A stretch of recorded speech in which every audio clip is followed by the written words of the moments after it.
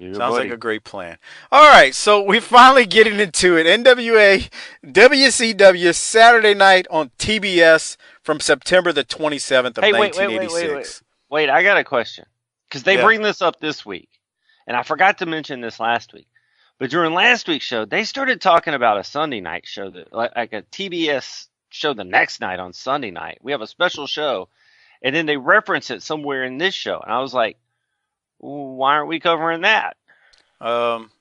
Maybe Tim Morecci will know. Tim will tell us. He's got the record books and all. So the question is, because you don't know how to ask questions the right way, is what happened on the Sunday? So that was the 20th. So on Sunday the 21st of September, what happened on that Sunday night TBS show? And if you can tell us, you can maybe get Doc's spotlight, and we'll tell the people what happened next week.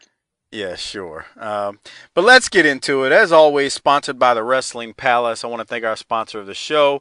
And also, I want to thank you, the patrons, because honestly, you guys are the sponsor of the show more than anything. So I appreciate it. If you're not a patron, consider becoming one. It's tinyurl.com/BTT patron. I had someone ask me about it today. As little as $2 a month, you become a patron, and it's a great way to support the show. More than anything, it just helps support us. Yeah, there are different tiers that you can join up at, but no matter the tier you choose, because I didn't want to shut anyone out of the patron shows, you get the shows no matter if you sign up for $2 a month or $20 a month, or if you're, what does Brian last say, a secret millionaire and sign up for $100 a month. You still, no matter if you're rich or poor, you still get the patron episodes if you sign up for, like I said, little as $2 a month. And let's get into this thing. The show opens with Tully and Wahoo having a chop fest, and the fans are going absolutely nuts. A few weeks back, we were told we would hear about the national and U.S. title unification. Well, that's about to happen, and the U.S. tag title tournament is also going to happen soon. I say soon, the next day on September 28th, 1986. But Doc, opening match, chop fest, huh? What'd you think about that? Well, yeah, my note was Wahoo slapped the piss out of Nikita. You mean Tully? That's what I said. Yeah, you said Nikita. They were basically whooping the piss out of each other. They beat the piss out of each other, and it was very good TV, even though it was just a short glimpse in the very opening. So from there, they go to Jim Cornette comes out, and he's going to give his thoughts on some things. So here it is. Tomorrow night at the Omni, it's the one-night tournament for the United States Tag Team Championship. A lot of great tag teams, but only one will become the U.S. Tag Team Championship. Great tag teams? I guess we did, didn't we? We sure did. I hear somebody say great tag teams? There are a number of great tag teams in the world today. What else we're going to have right here today on television? We're going to have a telethon. We're going to raise money, and we're going to call it Warrior Aid. And we are going to fund a search for the Road Warriors because they're lost. They can't be found. I have looked under sewer caps. I have looked in porcelain bowls. I have looked under rocks, all their normal places, and the Road Warriors are nowhere to be found because this team, these men right here, put them out. Two big fat slobs from Chicago, two women's purse snatchers. Right here are some real men. Right here are some men that are in shape. And you could have told them what was going to happen, Dennis. Let me tell you something, Tony Italiano. Everybody knows the Midnight Express is the team to beat. Everybody knows they can't beat the Midnight Express because we are kickers, brother. Every time somebody slams us, covers us, we kick out. Every time somebody suplexes us, covers us, we kick out because we're kickers, baby. We came into this world kicking, and we've been kicking ever since. And we're going to continue kicking until we kick the bucket.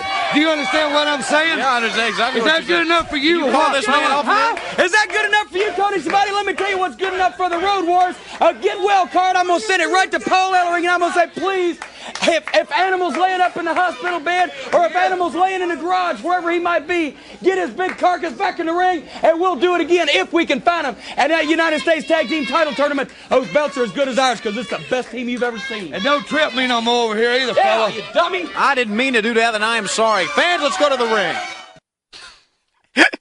Freaking Condry was popping Shivani. Shivani was laughing the whole time, which made it even better. So much he tripped him. He was popping it. Shivani, well, Shivani's got this thing. Whenever Cornette's out there, we don't talk about this much, but Shivani's like, fuck, this guy is just, I was thinking about that in this episode, too. It's to me like, Cornette must entertain Shivani and Crockett to the nth degree because they first of all, they get drawn into it, so they have something to do. Yep. And just the looks on, like, Chris Schiavone looks so disgusted whenever Cornette's talking. Like, what the fuck are you talking about? He's always like, this guy's like, I think it's a natural reaction. I don't think he's, because I mean, this shit ain't scripted back then. I mean, you know, it's on the board. Corny's gonna go out there and say a few things, and that's it. So Schiavone doesn't know. This isn't like today where they're working from a script. Schiavone has no clue what he's about to say. Right. And he just starts talking, and Schiavone's like, this motherfucker. Like, you know how when somebody says something stupid at work, you're like, what the fuck, dude? Why? And you're just yeah. Why can't Dennis Condrey say the word kick? When he first did it, I said, wait, what? And it was like, you probably never seen the movie Step Brothers, have you? No. Oh, that's one of the greatest comedies of all time, and the people will back me up on this, and Harper would have too. But there's a famous scene where Will Ferrell's like, I'm sorry, are you saying Pam? Pam? Pam with 2 M's? I did that, man, because I was like, what the fuck is he saying? Oh, kick. And I had to use contextual clues. Well, you know, I mean, Dennis just came from the back and put his beers down, kind of like in the, you know, Robert Fuller mode. He's also from Florence, Alabama, so there's probably some problems there with speech and diction and saying things correctly. Really, you get into the Deep South, all those people kind of have problems. I mean, you don't say things right either, so... That's nice, Doc. Thanks. That's classy of you. What's the one place online, it's something.com, where we have a link to it, and lots of people go to buy stuff there. What's it called? I don't know. Starts with an A. What are you talking about? We link to their site. It's the world global leader in e-commerce. Amazon? Yeah, you don't say it right, see? Amazon? Zon. Fuck You're you. Just as bad it's as tinyurl.com/BTT Amazon. I have no... Am I supposed to say Amazon? Closer. Fuck you. Okay. tinyurl.com/BTT Amazon. Whatever. All right. So let's keep going. I get the sense that Condrey might be a prick in real life. He just... he could be. I mean, you know. And I say that as a great... I love that. It's I awesome. don't know. But we're hearing a lot from Condrey lately. Jesus Christ. I know he's got things to say. Also, let's don't. Dennis has talked more in the last 2 weeks than he talked in the last 2 years on this show. Oh yeah, well, and so let's also say it popped me when, you know, Corny was saying he'd be down in the sewers looking for him, or in the porcelain bowl, or whatever. So I mean, it's just they deserve another shot at the world titles. I don't think they ever win the world titles again, and that's kind of a shame that their run at the top is over. No, they do. They do? Oh, you mean this version? Yeah. Oh, I got you. Okay, I don't want to. Okay, this is gonna sound crazy. I don't want to spoil anything for anyone, so we'll just leave it. Let's don't spoil stuff that happened 40 years ago for people that are all 40 years old and watched it 40 years ago. Right. Okay. Fair enough. So. All right, well, let's go to the next match. I love that, the whole Dennis Condrey and Corny thing. Next match is Jimmy Garvin versus Vernon Deaton. Garvin gets the obvious win here. I don't have anything else from that. Doc, did you? Not one single thing. Oh, I do. Man, Jimmy Garvin's entrance takes for fucking ever. I liked it. See, you know what sucks about his entrance? Is because he's standing there with that nondescript, generic music. Oh, yes, you said it. It's the music. If he came out to what he actually came out to back then, which when I'm watching Worldwide every week, I see it. I usually watch most of it. Some ZZ Top? Yeah. It's when you see him come out to it on Worldwide, it's completely different. It's like you remember, and it means that much more. That shit he's coming out to is just ugh. I mean, that's what a corporation will do. They think that they can recreate what ZZ Top had, and just put it on there, and you're supposed to like it. Yeah, and even I know, Mr. Non-music person, know that this bullshit that they present here is for the birds. I mean, it's like the original ZZ Top song that he came out to is a million times better. So right, all right. So let's go to the next promo. It's Nikita Koloff. Here it is. And another one goes down. And the countdown is on. Unification. Wahoo McDaniel with the national title against Nikita Koloff and the U.S. title for one champion. What I'm going to talk about is USA Tag Team match tomorrow night, right? Right, at the Omni. You know how come Uncle Ivan and Crusher are not here today? No, how come? Because they out-trained it hard. I hear many great teams in this match, right? Many great teams all over the world. Yeah. And Uncle Ivan and Crusher are going to be right there. Now, shut your sticky mouth. Now, this USA title and this national title, this is Magnum and Nikita Koloff. Only going to be one champion, this right? Tomorrow night, one champion. But you said recently, let's settle the issue right here, right now on TV. And let's show everybody the videotape where Nikita Koloff came out and challenged Chief Wahoo McDaniel. This was just last week on World Championship Wrestling Sunday edition. Let's take a look once again. Nikita Koloff talking to Randy Anderson, the referee. Wahoo McDaniel was issued the challenge. Now, real quick, I'm gonna talk through this. This was my listen, note. Listen to the chops. Wait, listen to the chops. This was my note from the beginning. What? About listen to these chops. Hold on. Times the classic match, the chop of Wahoo McDaniel and the Russian sickle of Nikita Koloff.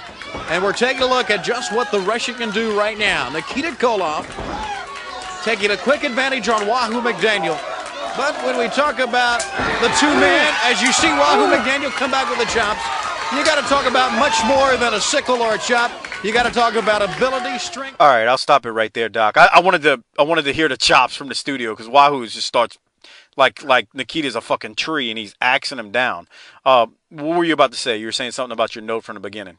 Yeah, this was my note at the beginning when I said, man, Wahoo was slapping the piss out of Nikita, and you go, no, Tully. Well, it's just I had it out of. I watched this a while back. So, man, okay, so my note on this was, first of all, he's whipping the shit out of Nikita. Do you think Nikita had ever been really hit like that before, at that point in his career? Yeah, I'm sure yeah, of course he did. At some point, somebody, I mean, I'm sure he got, because you got to remember, I mean, we may not have seen him get hit like that on Saturday night, but I'm sure there's and I mean, I don't have it committed to memory, but if I would have go back and watch every single worldwide since Nikita came on, I'm sure he's been chopped at some point that hard. I mean, I just don't know when he started and how deep into his career he is. Like later on in a couple of years, I'd say yeah, because he's going to be in with Flair, he's going to be in with other guys, right? But I should know in '86 how much exposure he'd had. I guess he started in early '85, and they did beat Manny, Fernandez, and Dusty for the title. World Tag Team titles, so it's possible he got his ass whooped a lot back then. Yeah, I mean, he's trust me, he had some at some point, but I tell you what I did like. I liked when he told those people to shut up in the first road, man. Those people were making me irritated. Bunch of drunken frat boys on a Saturday morning wanting to go down and disrupt the proceedings at the wrestling. Somebody should have tied him into a pretzel. Where's Ron Garvin when you need him? So after that, though, after the promo, we go to a Baron Von Raschke and Paul Jones promo. I hadn't planned on playing it, but I want to say, well, I got something to tell you. Did you notice how Baron gigged himself really good on the top of his head? He must have did it not during the promo, but he must have did it a night or two before, because I got a little semi there when you said that. Okay, and you're gonna think I'm crazy, but Baron was actually decent right there. Was this the one where he was going to get a shot against Flair or something, or Dusty? And he starts calling his shots. Slow down, pal. Yeah. All right, so let's keep going. After that, there's a match between Cheska and Barbarian versus the Malky brothers. Cheska spit on one of the Malkies. Cheska loves talking during the match and mentions how they're going to whip them a hillbilly. You know the drill from Cheska when he starts talking about whooping up on hillbillies. They won when Barbarian hits his diving headbutt onto one of the Malkies. But, Doc, any notes from that before I go to the next promo? There's just some lines, and you don't have to remind me. We're supposed to be working here. But there's just some lines as a man that I might get my ass whooped, but I can't let you cross, right? You can't, walk up and, talk to my kids or my females like that. You can't spit on me. There's one back in the playoffs a few years ago when David West put his hands in Dirk Nowitzki's face. You can't do that. Yeah, that was uncalled for. You can't. And I know they're working, and I love Cheska. He's hilarious. But man, that spitting is rough. Well, he gonna spit on you, then he gonna talk shit to you. So he spits on him, and then says, but the talking shit's to be understood, because that's the gimmick. I understand. My point is, he's gonna insult you even further. I'm gonna spit on you, and then I'm gonna yell at the crowd. I'm gonna whoop me a hillbilly today, boy. I'm gonna rub it in with some bad words on top of my spit. So, all right, then Cheska and Barbarian get the win. After that, what if Mulkey just got up and whooped his ass? Well, there's a match in a second that I'm. Mulkey's laying there and he just does the thing where Sting used to pop, or Michaels, where they pop up to their feet from their back, and he just hulks up and whips his ass. What if Mulkey sat up like the Undertaker? Like, nah, bro. And then, because he has the blonde hair, he just wagged his finger. He did a Hulk and Taker gimmick. Yeah. All right. So after that match is Magnum and Dusty. Let's listen to these two. Here it is. A lot of things to talk about with America's team. Dusty Rhodes, Magnum TA, gorgeous Jimmy Garvin. Magnum wanting to get back the U.S. Heavyweight title, U.S. Tag Team Tournament, and now Paul Jones's Army looking for this World TV title. Well, a whole lot of things going on, but sometimes you have to focus your attention at one thing, and that is tomorrow, that U.S. Tag Team Tournament. Now, the Dream and I have geared ourselves for this one particular thing, because people said all the time that we've never held any major tag team titles as America's team. Well, America's team tomorrow is going to that tournament wide open, taking each and every opponent dead serious, because in a tournament, you got to take one thing at a time to make your way to the top, and that's exactly what we intend to do. You know, it's a very important time for professional wrestling. The national tag team titles for so many years meant so much to so many people because of this contract. And then Ole Anderson decided to take a trip, you understand, up in Wisconsin when Dusty Rhodes took him out of the ball game. Now these United States tag team titles, these new belts on the line tomorrow night, and I'm there, Dusty Rhodes, Magnum TA, America's team now gonna come together for this thing, because there's two things we want back. We want back his made U.S. heavyweight title back around his waist, and the United States tag team title around Dusty Rhodes and Magnum TA's waist. It's gonna be an awesome tournament. People coming from far and wide, limousines be lined up, Learjets be flying in. All barons coming all the way from Texas, all the way from Canyon, coming all in here. Captain Redneck, Dick Murdoch. This is the big one in the Omni. Come on, everybody got to get a seat, get there early, because Dusty Rhodes intends on making this thing right for America's team, Dusty Rhodes and Magnum TA. There is no other team but America's team. There used to be another America's team, but they're about 19 games out of first place. Okay, fans, let's go to the ring. Dusty. The old Baron is lining up. Yeah. Coming from Texas.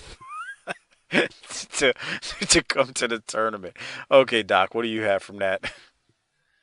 Well, I'd forgotten that they used to call the Braves America's team around that time. So I was like 19 games out, 86 Braves. Yeah, that's about right. I like how Magnum at the front pointed out that it's like people were talking about them because they don't have any belts and they've never had any belts. It's like, yeah, you or the James gang, pal. I love, you catch Dusty there. He's talking about we're going to make this right by regaining the U.S. belts. Mm-hmm. Did you hear that? But not. I don't want to spoil the results of I'm sure we'll mention the U.S. Tag Title Tournament next week. You and I have already re-looked at it and looked ahead to see what happens. But I definitely still am not a fan with the belts. They showed the belts during the promo again. I don't like those belts. I do, however, like the tag team belts that they are about to debut shortly. So there's that. But anything else, Doc, before I move to the next match? No. All right, so we got Manny Fernandez and Hector Guerrero up next. Hector's back versus Tony Zane and Golden Terror. Kind of a weird combo with Golden Terror and Zane, but hey, you do what you got to do on these episodes. Manny and Hector win when Hector nails Golden Terror with the flying burrito. No, I'm sorry, when I said Hector nails him. When Manny nails Golden Terror with the flying burrito.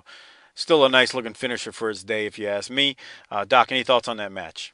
I was just wondering what the odds are that you could call something a flying burrito in 2018. 2018. I don't think someone would be offended. And in corporate wrestling, they would not allow you to call a finisher a flying burrito. Right. Now, at lower level, let's say lower level, but maybe like an ROH or an Impact, you could get away with it. But even like then, today, it'd be man. hard. Why, man? I'd call it if I was Hispanic, I'd call it the rusty chimichanga and just let it fly. You know, it's funny while you're talking about this because we're talking about things you can't say. I was going to save this for next week, but I'm going to play it right here, right now. So, longtime listener and supporter of the show, Jeff Jewett, sent me it's just an audio clip of, and I'm trying to pull it up now while we're doing the show, sent me an audio clip of a Dusty promo from, I think, let's see where he said it was. It was from August 10th of 1985, and it was on the 605 on the Saturday night show. So here's the thing, that episode's not on the network. So let me, Doc, we're gonna do this on the fly. Let me play this for you right now. This is Dusty. What August 10th, 1985. Yeah. 85. Okay. Okay. Listen to this shit and just pay attention through the very end. And I hate to go off script, but you know what? This isn't a great episode. This ain't corporate wrestling. We can go off script whenever we want. Right. This isn't a great episode of Saturday Night we're reviewing this week, but you got to hear this. This is exceptional. Here it is. It reminds me of a story back when I was a kid growing up. One time my dad was watching Gunsmoke on TV. They come to repossess the television, you understand? That is cold-blooded, Jack. And when a man is not home and you come and kick his dog around the backyard, that's cold-blooded.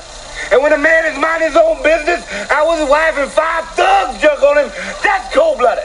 And when a man like him is talking about what's going on and 2 thugs jump on him, that's cold-blooded. Now then, y'all are standing on the banks, looking across at some brave new land, and that land is right here.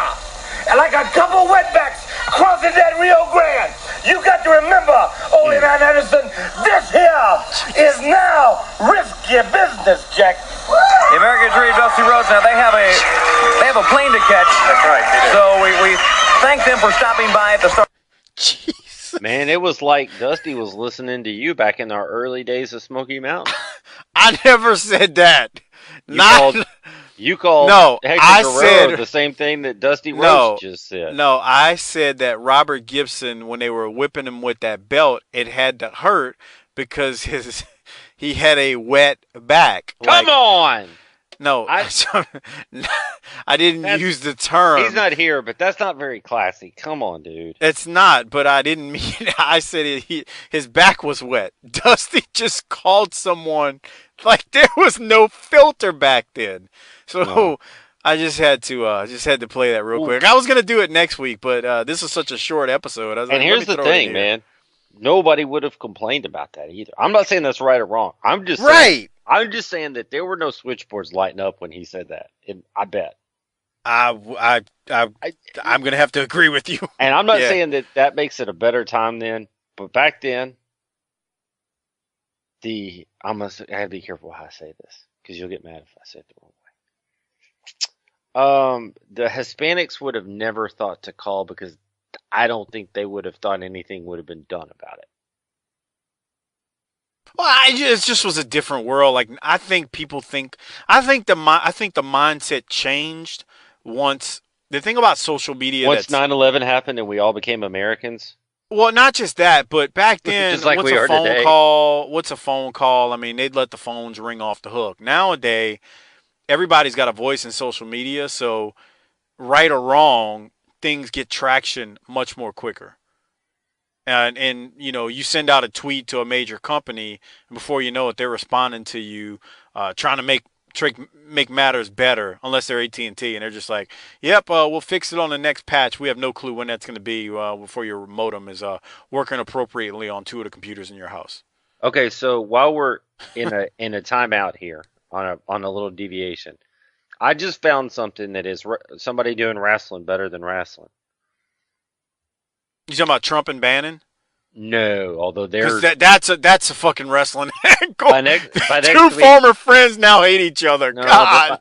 but by next week, and here's your political talk for the week. But by next week, we might have to whip out the cage match for those two. I don't like talking politics, but damn, dude, it's like I saw that and walked in the kitchen this afternoon and told my wife, I was like, "You see what's going on with those two?" She goes, "Oh my God," she's like, "Oh my God, I saw."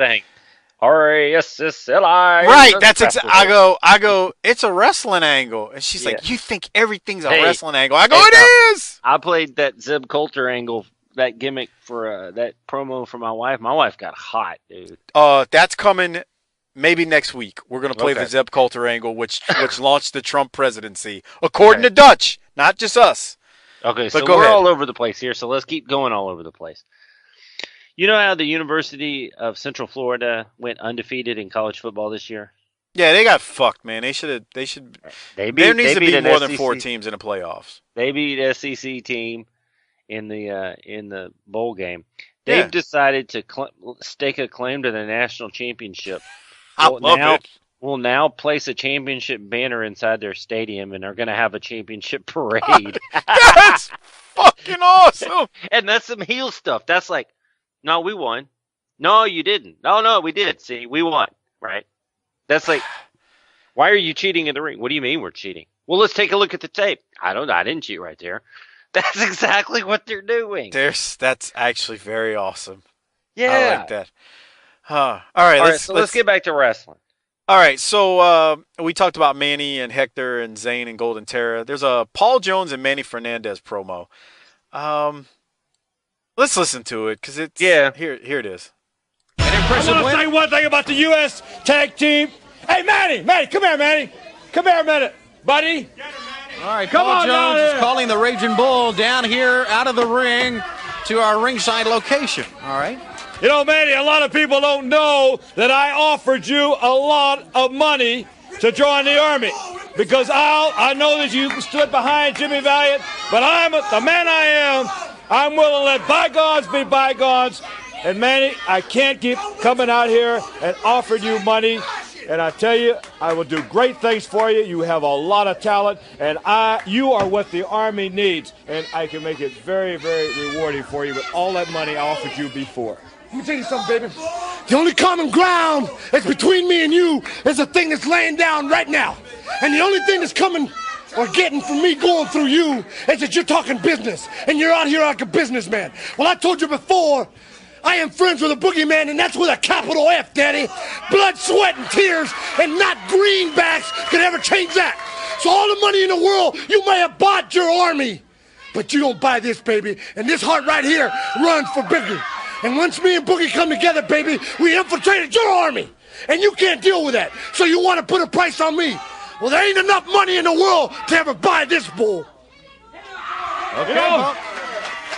This man has humiliated me for the 3rd time on television. And my patience is running thin. Bull, maybe I won't offer that money anymore. But I'll tell you one thing. The man cannot be that stupid. Paul Jones and the Raging Bull. Fans, we're coming right back. That segment needed Cheska out there doing the talking for Paul Jones. But what did you have, Doc? So, I really liked because Manny Fernandez has fire, and you can't argue that he doesn't. And so I really liked the way he started off the promo, but there were a couple of things he said that just didn't make any sense to me. Manny's got fire, and you must not forget, too, there's a time in Jim Crockett Promotions where Manny is like your number 2 person under Dusty. It sounds crazy, but, I mean, to me, it's true. Here's what I didn't understand. He said, I would drop you except you're talking business. Yeah, but he fucked over your friend, dude. Yeah. Which Boogie's going to come out in a second, by the way. So he's acting like he's like a State Farm representative or some shit. Nah, dude, so that didn't mean anything. And then he said something about you put a price on me. No, he offered you money. And those two little nits seem like nits, but it's what really made this from being what had the opportunity to be an awesome promo that he cut to like just okay in my book. My note actually was, I don't know what I just watched during this segment. Manny confused me. But in the end, he refuses Jones's service again. That's all I had, because Yeah. it was very confusing. So Because I was like, I don't why? Okay, but anyway, that's a Yeah. lot of money. Well, you don't know how much it is, but one thing we do know is it's a lot. So look out. Well, after that, we go to Bill Tab versus Nikita Koloff. Nikita wins with ease. The whole time I watch this, I'm thinking to myself, I'm waiting for Big Bill Tab to get up and be like, nah, brother, I'm about to whoop your commie ass. But that didn't happen. Nikita wins. Doc, anything before I roll into Dick Murdoch? No. All right, let's listen to Dick Murdoch, because I think this is a good one. Here it is. For the World Heavyweight Champion, Nature Boy Ric Flair, but the man on top of the list right now, Captain Redneck Dick Murdoch. Well, thank you very much, Tony. You know, first of all, tomorrow night, Atlanta, Georgia, the Omni. A lot of great teams are flying in. A lot of great teams are going to be in this tournament. And, you know, I was sitting back here and I heard Dusty Rhodes and Magnum TA come out here. And I heard Dusty's interview. And I've known Dusty Rhodes since he was at West Texas State University. I've known Dusty Rhodes since we started wrestling together as the Texas Outlaws and had one of the greatest tag team combinations in the world today. But Dusty seems to think that every team, just because it's Magnum TA and Dusty Rhodes, when that bell rings, is going to lay down out there and just let them go ahead and take a fall on them. Well, Dusty, let me tell you something. Friends or no friends, when that bell rings, it's history, just like somebody just said right out there. It's also a business. It's also a profession. It means a lot. United States Tag Team Championship belts, a big tournament, prestige, and a lot of money. And my partner, Ronnie Garvin, and myself, don't plan on this backing up because there's going to be a lot of great names, going to be a lot of great history in the ring. Dusty, there's going to be the Russians there. There's going to be Wahoo and Nikita going against the two belts. There's going to be Raging Bull and Hector. I mean, there's a lot of great things. Iron and Tully, it's going to be a big night. And like I said, Ronnie Garvin and Dick Murdoch's going to be in there. And we're going to be going for all the gold. Captain Redneck Dick Murdoch fans, we're coming right back. Don't go away. All right, Doc, what'd you have from that? Well, there's one thing that promo solidifies in my brain. We come on here and we talk a lot about things you can't do or how the times are different, but I'm going to point out something about how the times haven't changed. And what I heard in that promo was, whether it's 2018 or 1986, if you take some bitches to out in public, they will talk over anything you're trying to listen to. Whether it's a concert, a movie theater. Go back and listen to that after we're done. Dude, shut up. You can hear these women. I don't know. I clip coupons. I get 75 cents off of french fries. Blah, blah, blah. Shut up. They're always talking about anything and everything that doesn't even pertain while you're there. No. You say it all the time. Your mother-in-law, your wife, will sit there and yap about absolutely nothing while something's on TV they're watching. It's just, that's what women do, bro. And then they'll ask you the question, what just happened? I don't know. If you fucking shut up and watch, maybe you'd know. I don't know. I'm drunk. I don't know. Yeah. Okay. Let me tell you, you didn't really mention this, but I like that right there where Dick... Man, that was really... He told Dusty, hey, pal, just because your name is Dusty Rhodes, that don't mean we're going to lay down for you. This stuff has money and prestige, pal. Yeah. Even though we may not be big fans of these U.S. tag belts, Dick Murdoch knows the belts mean something. The only thing I like more than prestige is money, and this belt's got both of them, man. And he right. just sounds like a redneck, too. God, he looks like he would have be in the Ku Klux Klan or something. Okay. We go to the next matchup. It's Jimmy Valiant versus Jimmy Boogie Woogie Man Valiant. Of BTT fame now. I still got to get with Boogie about maybe doing a recording. Valiant is wrestling Brody Chase. Boogie wins with ease. And right after... Well, go ahead, Doc. You got anything from that? Well, Boogie with another classic out there. I mean, he was moving around the ring. He was all on it. It was like Luthez was out there, pal. Mercy Daddy. Well, let's... Boogie's hold high. on. I got a... Willie! Oh, I got to play Hold it. on. I got a question for you.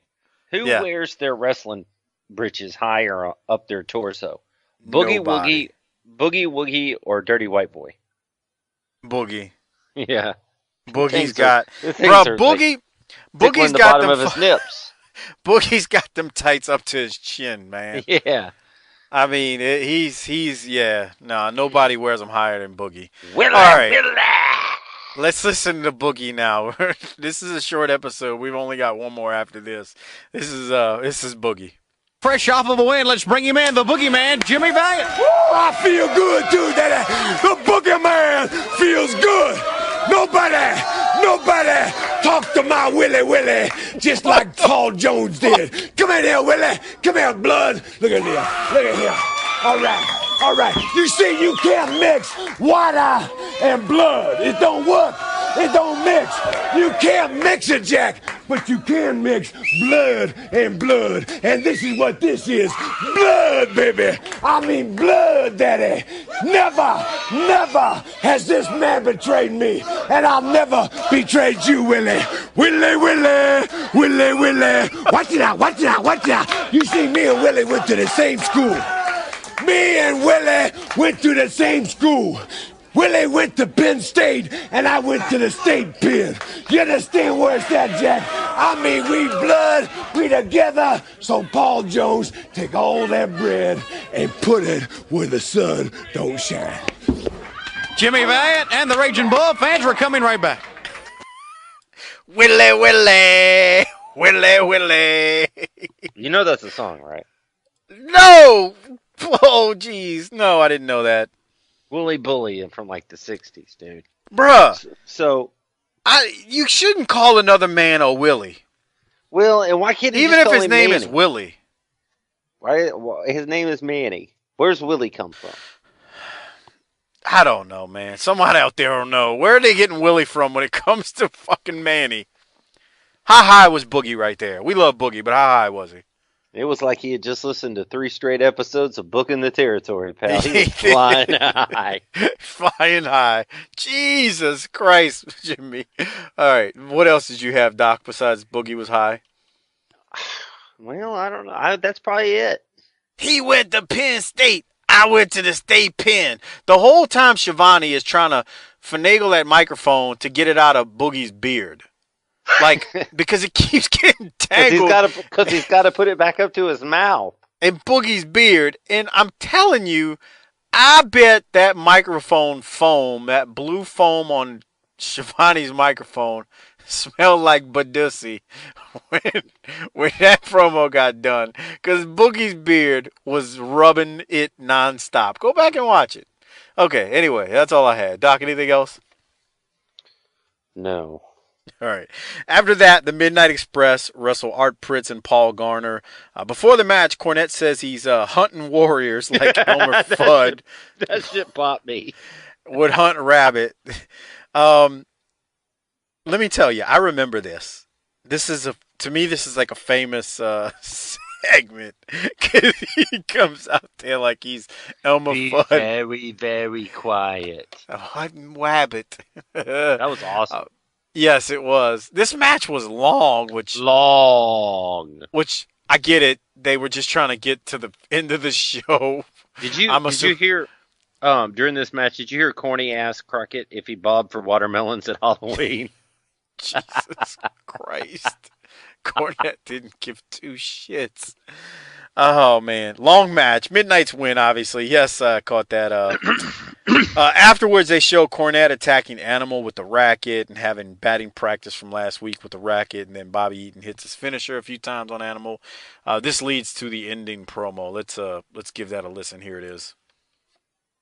There it was, coming in with the tennis racket after you were slapped down by Paul Ellering. That's the greatest thing I've ever seen, and that's the worst mistake that you ever made, Paul Ellering, is putting your filthy hands on me, because all you did was leave yourself open to get your 2 big precious investments. Those boys you made all that money off of, you left yourself open to get them made fools out of right in the middle of the ring by my boys, by the greatest team in professional wrestling. And you know what else you left yourself open for, Paul Ellering? You left yourself open if you can drag that big animal, that big ox's carcass back in the ring, or or if you can get that Hawk who's a coward, who's scared to death, who's shaking in his boots to get back in the ring and get him another partner, or maybe even get in there yourself, Paul Ellering, then what you let yourself open for is getting me right up in your face with the palm of my hand and smacking you silly, because I'm a pretty tough guy in my own right, and I know Dennis and Bobby would agree with that. And the only reason I don't get in the ring myself is because they're so good, it's no point to it. They're the greatest. I couldn't do anything that they couldn't do. But let me tell you something, Paul Ellering. What you've done is you destroyed your own myth. You destroyed your own legend. You should have stayed away from the Midnight Express. You shouldn't have messed with the Midnight Express. You should have never have touched me, because what you did then was you blew the whole thing, baby.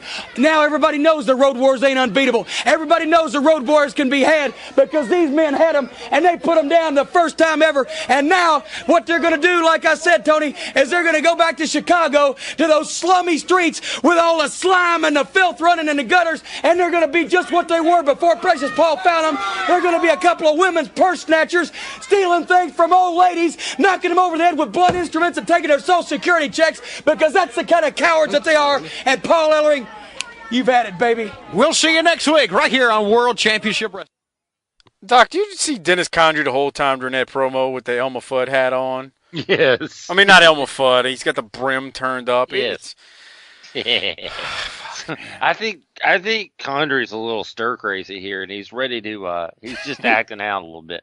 Yeah. I did like the fact about the purse snatching piece, because I heard Animal on Colt Cabana's podcast a few weeks ago, and he actually said that they were obviously like bouncing and stuff like all Hercules like guys like him and Harper do, but they also collected money and shit, if you know what I mean. So I think there was some real life. We'll send you back to whence you came from, pal. I mean, Corny right there, he's basically, this is it, man. He's ramping it up, because you got Starrcade coming, and he's turning up the dial at this point, and he's trying. Corny is such a good bullshitter, and I'm not talking. I don't mean real life. I'm talking as a promo. He's like he's an antagonist of epic proportions. Yeah, he's like, people always want to. I don't know if he said that, but I'm paraphrasing. He's like, people, why do I need to get in there? My boys are just as good. I could beat people up, but I don't need to do that, because Dennis and Bobby are better, can handle it by themselves. Get the fuck out of here, Jim. You can't whip nobody, and everyone knows it. But that's the beauty of it. That's what made it so great. So I like it. They're building up to how this feud is gonna come to a head at Starrcade 86, and that's that. Doc, believe it or not, man. 42 minutes on this week's episode. The runtime on this thing was only 42:31, so that is it. Real quick episode of WCW's NWA Saturday Nights. With that said, we need to give out some. Well, book it. Well, we need to give out. We need to grade this thing. I'm gonna go first. So, look, I got to be real. You had no Ric Flair. You really didn't have any kind of real matches. You didn't have any of the Four Horsemen. None of the Four Horsemen. Very short episode as Doc tries to clear his throat. I'm down. I'm trying to get sick for tomorrow, dude. That's great. That's classy. No Four Horsemen. Very short appearance by Magnum and Dusty. You had some Corny in there. I don't want to shock people. I'm gonna go C+. I'm in the C+, B- range. There's just not a lot there, but I want to say this. I'm grading this off the standard of Saturday night, because if you'd have put this on my TV now and say this is current, it probably gets a B+, A-, based on what the expectation level has fallen to with current day wrestling. So when I say C+, know that I'm basing it off of 86, 85, what we expected of wrestling back then. Not current wrestling, because if you roll this out now on a Monday night, I'm going to be like, woohoo! And I almost went B- just on the fact that it was a real easy watch. I mean, I got through it so quick. Doc, what are you ranking it? Oh, man. Everything you said is the factors I took in, but I'm giving it a straight up C. Okay. I mean, that's not, you're not far off. I mean, C plus, C. I didn't have any. I thought about going lower. Nah, I can't believe that. But to go back to what we're saying, you're basing it off of what we've expected from that time frame. That's what it boils down to. That's what it boils down to. Hey, and just so you know, NWA Worldwide did feature promos. I made a note of this. I don't have it, but did feature promos from Ole, JJ, and Tully. So the Horsemen were seen. It just wasn't. Well, and on this episode, what's going on here? Because we're to the end of baseball season, and these episodes are still short. I'm gonna put Tim Arechi on that. Tim, what's going on with the episodes? Not that we're complaining, but I know this one was short, the next one's short, and I think the next one after that is just as short. And so baseball season's over by then, pal.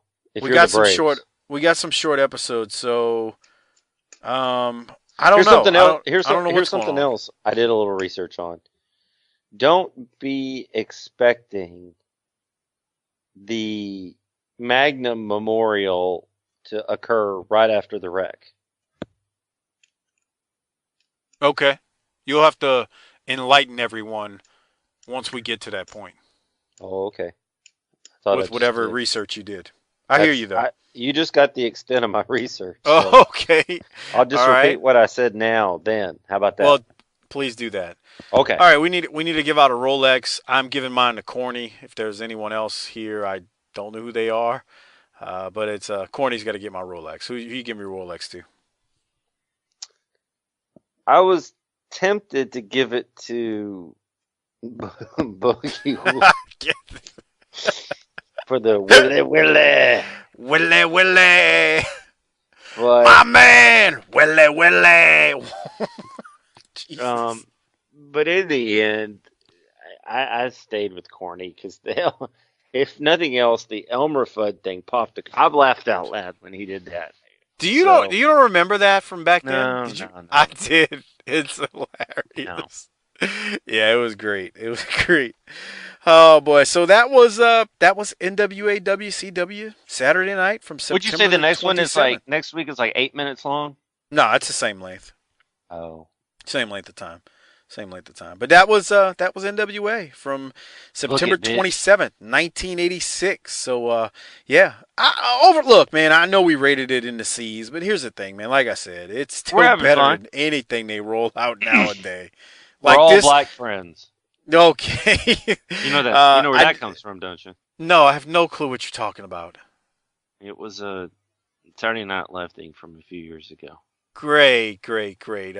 Hey, before I throw it to referee Tony S., I want to remind everyone, please use the Amazon referral link. The holidays are over. We hope you had a happy New Year and Merry Christmas and Happy Holidays and all that good shit. Kwanzaa, whatever you celebrate out there, Hanukkah, whatever it is, we hope it was a great one. And please, if you got any gift cards, from Amazon, that is, go to tinyurl.com/BTT Amazon and please use that. Give it to your wives, give it to your girlfriends, give it to anyone you know, any of your loved ones, family members, friends who shop on Amazon and say, hey, I like these guys from BTT. Please use tinyurl.com/BTT Amazon where you can purchase anything and everything there is. All right, Doc, we got to get us over now to part 2 with referee Tony S. as we continue talking lots of old school wrestling topics. You got anything else before we throw it over there? No, man. So here's the thing. After referee Tony S., we're going to come back and we will close the show. And we've got a promo of the week from episode 314 of World Class Championship Wrestling. It's actually the January 2nd, 1988 episode, which they actually play. It's basically the Star Wars from 87. So it airs on the 2nd, but it's Christmas Star Wars from 87. And it's the angle from when Fritz was handcuffed to Gary Hart, or was supposed to be. And he faked a heart attack. Well, I'm sorry. He had a heart attack, but you get my point. Denim Fritz, if you're listening to this, stop faking heart attacks. We'll play that at the end when Doc and I come back. From Mike and Doc and Hardbody Harper, who's not here this week because of Wildcat business, let's get over to part 2 with referee Tony S. Book it, bitch.